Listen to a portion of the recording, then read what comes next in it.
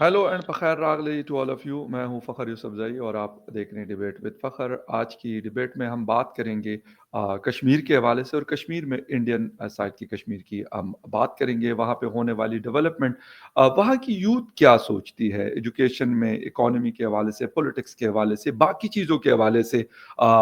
मतलब वो कितने खुश हैं, कितने सैटिस्फाइड हैं अपनी गवर्नमेंट की पॉलिसीज़ से। इस हवाले से हमारी बात होगी और अभी रिसेंटली एक बहुत बड़ी इनॉग्रेशन हुई है। जेड मोड़ जिसको कहा जाता है, एक बहुत बड़ा टनल बना है और शायद हाईएस्ट है दुनिया का। नरेंद्र मोदी साहब ने उसकी ओपनिंग की है और अब थ्रू आउट ए ईयर जो कनेक्टिविटी है बाकी इलाकों यानी श्रीनगर के साथ, जो कैपिटल है कश्मीर का, उसके साथ उन लोगों की कनेक्टिविटी यानी ज़मीनी राब्ता वो कायम और दायम रहेगा। कितनी बड़ी चीज़ है, वहाँ के लोग इस हवाले से क्या कहते हैं, आज इस पे बात करेंगे। और बात करने के लिए हमें जॉइन कर रही हैं सोशल एक्टिविस्ट हैं और आप लोग उनको मुख्तलिफ मीडिया प्लेटफॉर्म्स पे देखते रहते हैं। अनिका नज़ीर ने हमें जॉइन किया। Anika, thank you very much for joining my show. Thank you so much for inviting me on your channel. Anika, आप खुद मतलब सोशल एक्टिविस्ट हैं कश्मीर पूरे में, आपका आना जाना सारी चीज़ें। सबसे पहले तो स्टार्ट करते हैं जो टनल का इफ्तिताह हुआ है, क्योंकि पाकिस्तान में भी मुख्तलिफ जो मीडिया हाउसेज है उन्होंने इसको रिपोर्ट किया और बड़ा पॉजिटिवली किया है।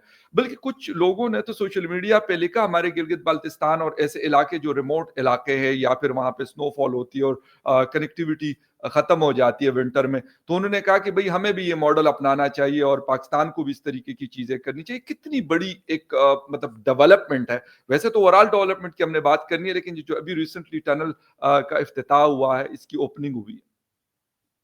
अ, देखिए जैसे आपको पता है कि प्रोजेक्ट्स हमने बहुत सारे देखे हैं। उसी तरीके से जो ज़ड टनल का जो प्रोजेक्ट कल इनॉग्रेट हुआ और वो बनकर तैयार हुई और लोगों की कनेक्टिविटी को जो ये बहाल करेगा और एक कल्चरल मीडियम को जो है एक प्रमोट करेगा।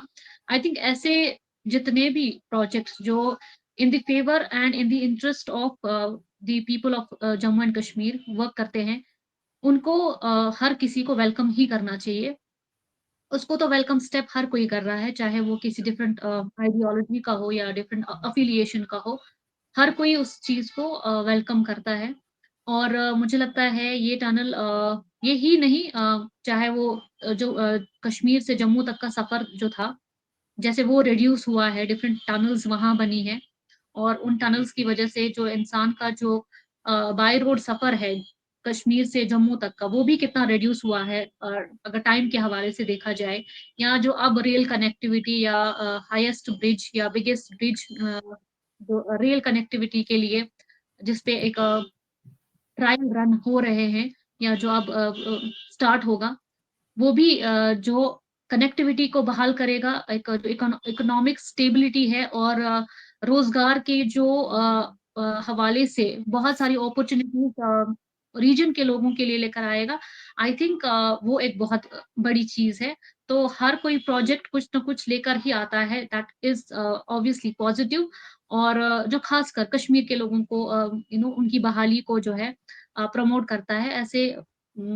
ऐसी हर कोई चीज़ को मुझे लगता है डे 1 से मैंने अ, एक्सेप्ट किया है और प्रमोट भी किया है और हमेशा इसके लिए मेरी तरफ से एक मैंने हामी भरी है ऐसी चीज़ों के लिए।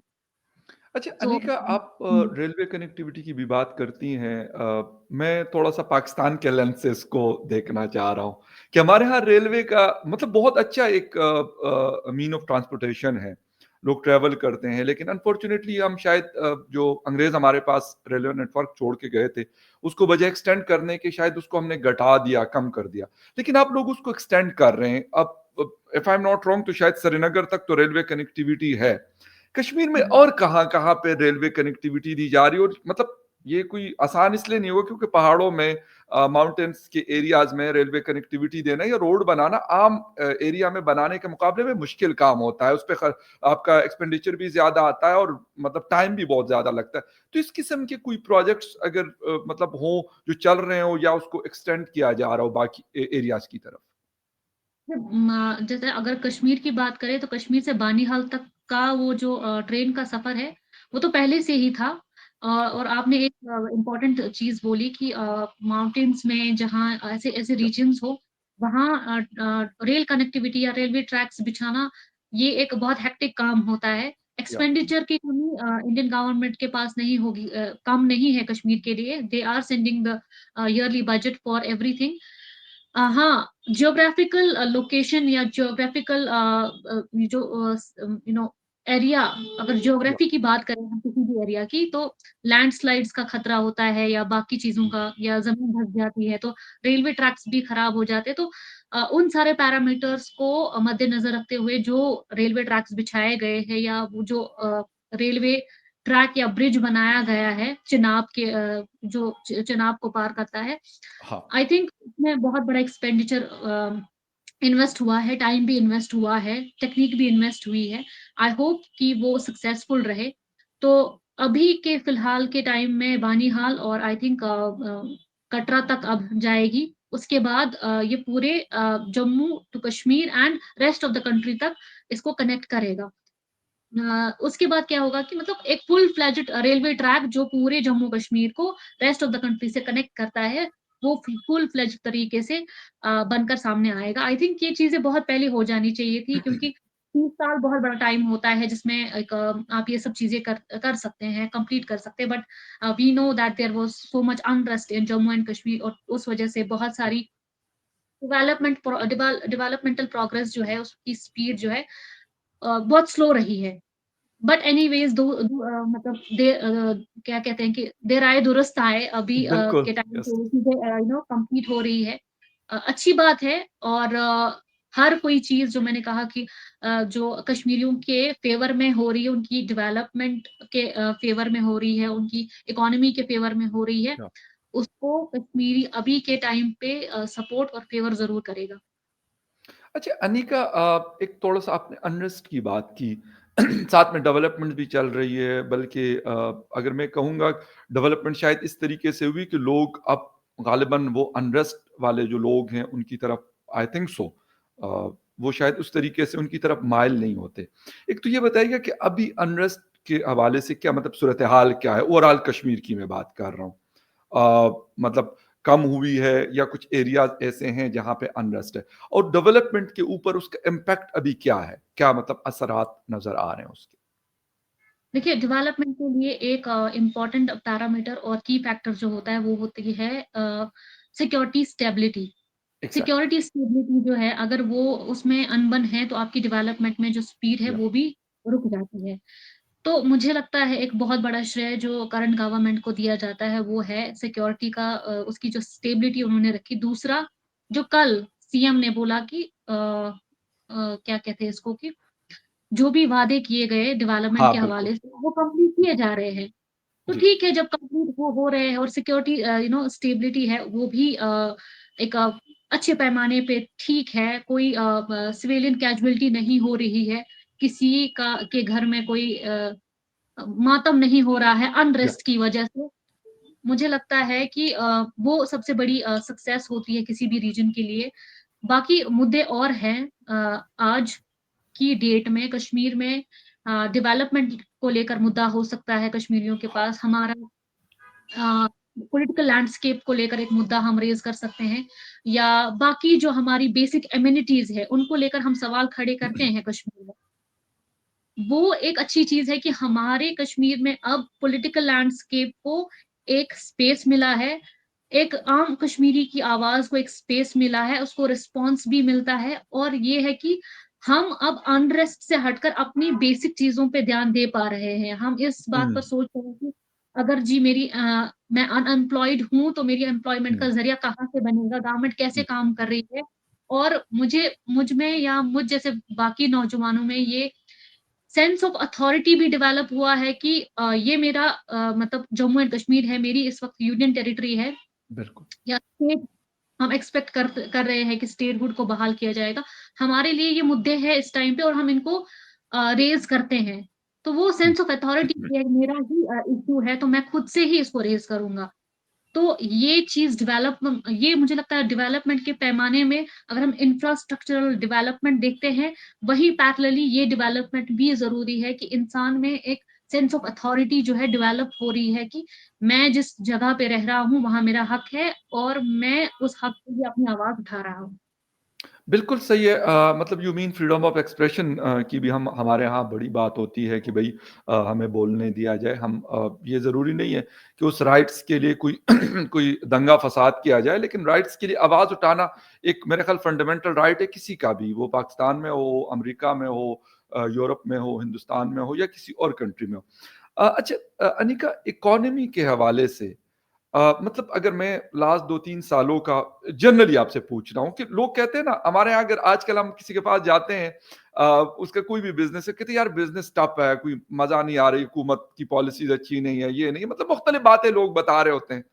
ऐसा क्या है वहाँ पर कि अगर किसी का रेस्टोरेंट है, किसी का होटल है, किसी की और सर्विस इंडस्ट्री से है या कोई प्रोडक्ट ऐसी बना रहा है या एग्रीकल्चर से रिलेटेड है, तो क्या मतलब लोग ठीक है, वो कहते हैं हाँ यार ठीक है, हमारा कारोबार चल रहा है, बहुत अगर मतलब फ्लरिश नहीं कर रहा बट इट्स गोइंग ऑन, बेहतर है।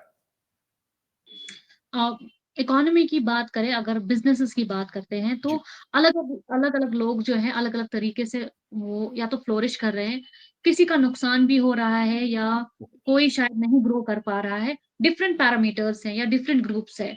जैसे जी, अलाइड सेक्टर की बात करें, बहुत सारे लोगों को अगर स्कीम्स मिली है तो उन्होंने स्टार्टअप स्टार्ट किया, उनका स्टार्टअप चल गया तो उनकी तो मतलब वो फ्लोरिश कर रहे हैं। बिल्कुल वो सही। एक हाँ, दूसरा है कि कश्मीर एक टूरिस्ट हब है, तो जिनके पास रनिंग बिज़नेस है, जैसे होटल्स हो गए, रेस्टोरेंट्स हो गए, आपका गुलमर्ग जैसी टूरिस्ट बिल्कुल, डेस्टिनेशन जो है तो मतलब मोस्ट विजिटेड प्लेस है कि लोग अगर आएँगे तो वो प्रेफ़र करेंगे कि चलो गुलमर्ग ही चलते हैं। अगर वहाँ पे आपके बिज़नेसेस है तो मतलब वो फ्लोरिश्ड ही फ्लोरिश्ड है। अगर बंद है, हड़ताल है, जो भी है वो चल ही रहा है, क्योंकि अगर टूरिस्ट का रश है, तो आपका बिज़नेस इज़ गुड। दूसरा ये है कि सीज़नल वाइज़ अगर हम हाँ, देखें हाँ, तो विंटर्स बहुत हार्श होते हैं कश्मीर में। दो कश्मीर बहुत खूबसूरत दिखता है विंटर के मौसम में भी। बट जी, हाँ, बिज़नेस की अगर हम दूसरा पैरामीटर बिज़नेस है तो बहुत सारे लोग शायद सफ़र भी करते हैं कि बहुत बर्फ़ की वज़ह हुँ, से बनी हुँ, हुँ, बनाई रोड की ख़त्म हो जाती है। फिर से उनको रिगेन करने में 1-2 दिन लग लग ही जाते हैं या ट्रांसपोर्ट में कोई प्रॉब्लम आती है या डिलीवरीज़ में कोई प्रॉब्लम आती है या या कहीं तो माल सड़ जाता है। आपने ऐसी बहुत बार हमने न्यूज़ देखी होंगी जो ट्रेड करते हैं, एक हाँ, जगह से दूसरी जगह अपना खासकर अलाइड सेक्टर्स अगर वो अपना माल दूसरे स्टेट के हिस्सों में बेचते बिल्कुल, हैं तो कहीं उनकी गाड़ियाँ फँस जाती थी। पहले मुझे लगता है ये भी अब एक हिसाब से रिड्यूस हो गया होगा, ओके, क्योंकि अब जो बाय रोड सफ़र है वो तो रिड्यूस हो गया और रोड कनेक्टिविटी भी ठीक है, बट कई-कई जी, जगहों पे अभी जो टनल्स इनकम्प्लीट है, कश्मीर टू जम्मू के बी दरमियान मैं कल खुद सफ़र करके आई बाय रोड ही बहुत टाइम बाद ओके, मैंने सोचा लेट्स सी कि कितना रिड्यूस हुआ है सफ़र, मुझे गुड, गुड, बताया गया है कि रिड्यूस हुआ है। लेट्स सी मैं लव बहुत पहले सफ़र कर चुकी हूँ, तब तो मुझे पूरा दिन लग जाता था। लेट्स सी कितना टाइम लगता है। बहुत मिनिमम टाइम में मैं पहुँची और मेरी एक मीटिंग थी, मैं वो भी आते ही मैं मीटिंग में चली गई। ओके, तो ओके, ठीक ओके, था, 4 साढ़े 4-5 घंटे का टाइम अभी भी लगता है जम्मू से कश्मीर तक। जो ओके, रेस्ट टनल अभी बननी बाकी है, अगर वो भी विद टाइम या कंप्लीट हो गई, तो मुझे लगता है उससे भी कम सफ़र हो जाएगा।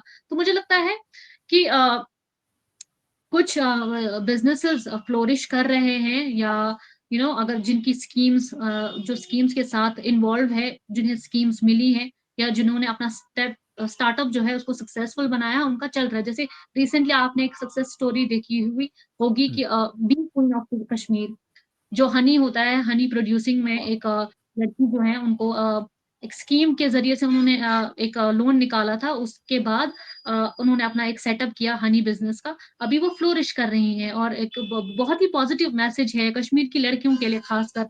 बिल्कुल, बहुत सारी लड़कियाँ स्टार्टअप्स में इन्वॉल्व हो रही हैं। मुझे लगता है एक एक नया ज़रिया है ये, एक तो सोच पैदा करने का कि हम सेल्फ हेल्प खुद करें और एक या स्टार्टअप पे ज़्यादा ध्यान दें। अगर गवर्नमेंट जॉब नहीं है, क्योंकि बहुत सारे यूथ गवर्नमेंट जॉब के लिए भी वेट करते हैं या बिल्कुल, उतनी वैकेंसीज़ अवेलेबल नहीं है, गवर्नमेंट प्रोवाइड नहीं कर पा रही है, चाहे वो यूटी गवर्नमेंट हो या एलजी एडमिनिस्ट्रेशन हो या सेंट्रल गवर्नमेंट हो, अगर वो वैकेंसीज़ प्रोवाइड नहीं कर पा रही हैं, तो हम स्टार्टअप्स की तरफ जा सकते हैं। हाँ, अनएम्प्लॉयमेंट जो है वो पूरे देश में चैलेंज है इस वक़्त, उस पर बात बिल्कुल, होनी चाहिए। बट इज़ देयर अ वे कि एक एक अल्टरनेटिव है क्या कि जो नौजवान कोई ना कोई काम कर सकते हैं, अगर इंसान चाहे तो कोई ना कोई बिल्कुल, काम निकल ही आएगा और कहीं न कहीं बस मेहनत करनी है और हमें बिल्कुल। जो है अपनी वो वो रिदम जो है अपने काम के साथ बनाए रखना है। ठीक। अच्छा अनिका कुछ फ़ॉरेन इन्वेस्टमेंट्स भी हम सुनते थे कि specially Middle East countries UAE और Saudi Arabia are keen interested to invest there in Kashmir. ख़ास तौर पे हॉस्पिटैलिटी इन होटल इंडस्ट्री में। क्योंकि पाकिस्तान में भी उनकी इस तरह की चीज़ों में इंटरेस्ट ज़्यादा होता है और कश्मीर भी क्योंकि टूरिस्ट स्पॉट है, इंडिया की अपनी पॉपुलेशन भी बड़ी है और अगर हालात ठीक होते हैं तो फिर फ़ॉरेन टूरिस्ट भी वहाँ पे विज़िट करते हैं। तो उस तरह की कोई चीज़ अभी स्टार्ट हुई है या अपने लोकल जो लोग हैं एंटरप्रेन्योर्स हैं, वो अपना काम कर रहे हैं? आई डोंट थिंक कि अभी कोई काम ऐसा कंप्लीट हुआ है, मेरी नॉलेज में नहीं है, मे बी काम चल रहा हो। 2 साल पहले ही हमने एक न्यूज़ देखी थी जो फॉरेन इन्वेस्टमेंट या अ, दुबई से इधर आई थी और उन्होंने अपनी एक यू नो एक फाउंडेशन स्टोन यहाँ रखा था एक मॉल के लिए, बिगेस्ट मॉल के लिए। आई डोंट नो वो अभी बना है कि नहीं बना है। अभी उसका काम कंप्लीट तो ऑब्वियसली 2 ही साल में नहीं हुआ होगा। मेरी नॉलेज में अभी ऐसा कुछ नहीं है कि जो कंप्लीट हुआ हो। मेबी इन कमिंग इयर्स हम देख सकते हैं उस बारे में। एंड रेस्ट मुझे लगता है कि बहुत सारे नौजवान जो है कश्मीर से दूसरी कंट्रीज़ में जॉब के लिए जाते हैं when it comes to health sector या या बाकी चीज़ें। अ, उस हिसाब से अगर बाहर से कोई इन्वेस्टमेंट यहाँ आ रही है, मुझे लगता है यहाँ का नौजवान फिर यहाँ ही अकोमोडेट होना चाहिए, क्योंकि कोई नहीं चाहता कि मैं घर से बाहर जाऊँ, बिल्कुल, ज़्यादा दूर ना फैमिली से ज़्यादा एग्ज़ैक्टली, दूर जाऊँ। और अगर ऐसी कोई इन्वेस्टमेंट जो है जिसको गवर्नमेंट लॉन्ग टर्म प्रमोट कर रही है और कमिंग ईयर्स में जो है वो फुल फ्लेज्ड तरीके से हमारे सामने आएगी, तो मुझे लगता है कि सबसे पहली चीज़ जो है वो ये होनी चाहिए कि गवर्नमेंट जो है यहाँ के ही यूथ को उसमें अकोमोडेट करे। I am hopeful for that, let's see क्या हो सकता है। बिल्कुल सही है। अच्छा अनिका थोड़ा-सा आते हैं इलेक्शन को तो ख़ैर अभी मैं ये नहीं कहूँगा कि अभी रिसेंटली हुए हैं, लेकिन कुछ माह पहले इलेक्शंस हुए कश्मीर में। उमर अब्दुल्ला साहब is the new chief minister of Kashmir union territory. कैसा मतलब लोग उनको खुद भी मतलब यंग से हैं लेकिन वहाँ के लोग यानी आप या आप जैसे और जो यूथ के लोग हैं, स्टूडेंट्स हैं या सोशल एक्टिविस्ट हैं या फिर कुछ भी कर रहे हैं, तो कैसा देख रहे हैं? मतलब उनके कल तो लोगों ने बड़ी तारीफ़ की, मैंने खुद भी जब उनका उनको देखा, उनकी स्पीच मैंने सुनी, तो बड़ी मैच्योर लगी मुझे मतलब उस तरह नहीं क्योंकि हमारे यहाँ अनफॉर्चुनेटली इस वक़्त एक एग्ज़ाम्पल इस तरह की मौजूद है, खैबर पख्तूनख्वा में पाकिस्तान तहरीक-इंसाफ की हुकूमत है, जो अब हमारा प्रोविंस है। और वो जब प्राइम मिनिस्टर से उनका मिलना होता है, वो तो मिलना नहीं होता उनका, बड़ा एक बहुत बड़े गैप्स हैं। और अगर मिलना भी होगा तो मतलब अजीब तरीके से जैसे वो हो। लेकिन कल मैंने देखा बड़े मतलब मैच्योर तरीके से उन्होंने बात की, हुँ। हालाँकि पॉलिटिकल आपके अपोनेंट्स होते हैं, कुछ भी है, लेकिन उसके बावजूद तो लोग कुछ मतलब खुश हैं उनसे या कहते हैं नहीं यार मज़ा नहीं आ रहा। पॉलिटिकल डिफरेंसेस तो उनसे हो सकते हैं, लेकिन आपने जो कहा कि उन्होंने जिस तरीके से बात की, इसमें कोई दो राय नहीं है कि उमर अब्दुल्ला अनपढ़ है। Obviously he is a very educated या एंड बहुत ही मैच्योर है पॉलिटिक्स के हवाले से।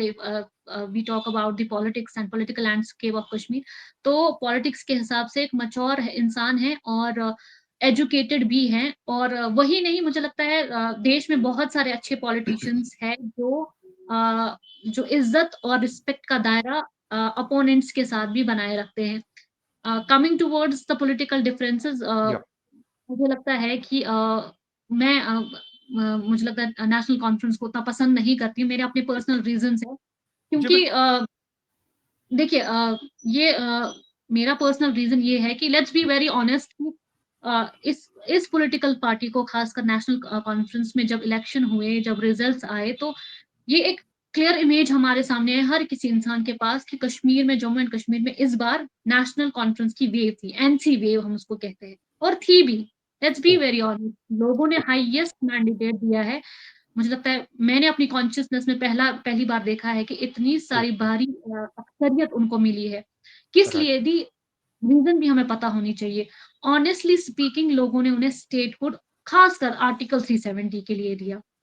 चाहे कोई ओके। उसे चाहे कोई मैं आर्टिकल 370 के बारे में क्या सोचती हूँ, that is not the matter of concern. हुँ, why people give the highest mandate to National Conference that is the matter of concern. Election जब ही हुए, जब इलेक्शंस हो रहे थे, मुझे पता है कि हर टाइम एक इलेक्शन मोड में नहीं रहा जा सकता, बट जो प्रॉमिसेस हुँ, उन्होंने किए लोगों के साथ कि हम जो आर्टिकल 370 है उसके बिना हम आगे बढ़ेंगे ही नहीं। उन्होंने प्राइम मिनिस्टर को एक इविल फिगर बनाया जम्मू एंड कश्मीर में। उन्होंने ये एक क्लियर इमेज बनाई पूरे बीजेपी की ही कि वो तो ओके, प्योर इविल्स है। इनफैक्ट ओके, अभी भी। बट इलेक्शन के बाद हम देख रहे हैं कि वो तो उनकी तारीफ़ें करे जा रहे हैं, वो तो उनके साथ उठ बैठ रहे हैं। Protocol exactly. एक हद तक होता है, बट जो आप कर रहे हैं वो एक क्लैरिटी के साथ हमारे सामने आ रहा है, तो लोग उसको आप ये एक्सपेक्ट नहीं कर सकते कि लोग आपको क्रिटिसाइज़ नहीं करेंगे, ऑफ कोर्स करेंगे क्योंकि आपने हर एक उस इंसान को बीजेपी का एजेंट बोला है, बीजेपी का पपेट बोला है, जिसने आपके हुँ, खिलाफ कुछ बोला है, जिसको फॉर बिल्कुल। इंस्टेंस मेरे उनके साथ डिफरेंसेस है, मुझे ये पॉलिटिकल पार्टी पसंद नहीं है, that is my personal opinion. बिल्कुल आपका और राइट है। एग्ज़ैक्टली मेरा राइट है, मैं उनको पसंद नहीं करती।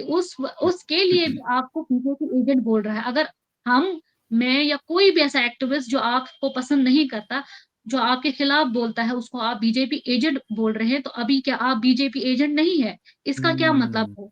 कि आप ही बीजेपी की ए टीम थी, आपकी अलायंस है बीजेपी के साथ and that is behind the curtains. आपने कहा कि आर्टिकल 370 के बारे में बात करेंगे, ये करेंगे, वो करेंगे, लोगों ने उसी वजह से आपको वोट किया। लेट्स बी वेरी बिल्कुल। ऑनेस्ट। फिर आपने बात क्यों बंद कर दी इलेक्शन फॉर्म करने के बाद? अब आप सिर्फ स्टेटहुड की बात करते हैं। That means you made false promises.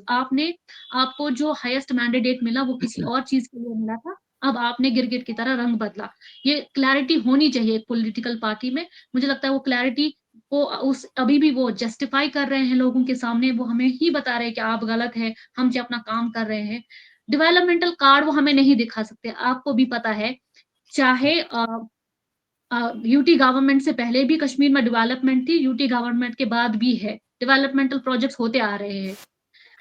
मगर जिस चीज़ के लिए आपको वोट मिला है, आपने क्या उस पर बात की? आपने कल फॉर्मेलिटी स्टेटमेंट दिया ताकि आप बाद में लोगों को बता सकते हैं मैंने तो पिच किया हाँ, स्टेटहुड के लिए। मैंने एग्ज़ैक्टली तो यू पिच आर किया राइट। और मैंने स्पीच वही सुनी हुआ, है उनकी उनकी। सारी वही हुआ सारा उनका जो आईटी सेल है वो फिर उसी चीज़ को आगे कर रहा था। देखिए जी हमने जो पिच किया। आपने एहसान नहीं किया कश्मीरियों पे।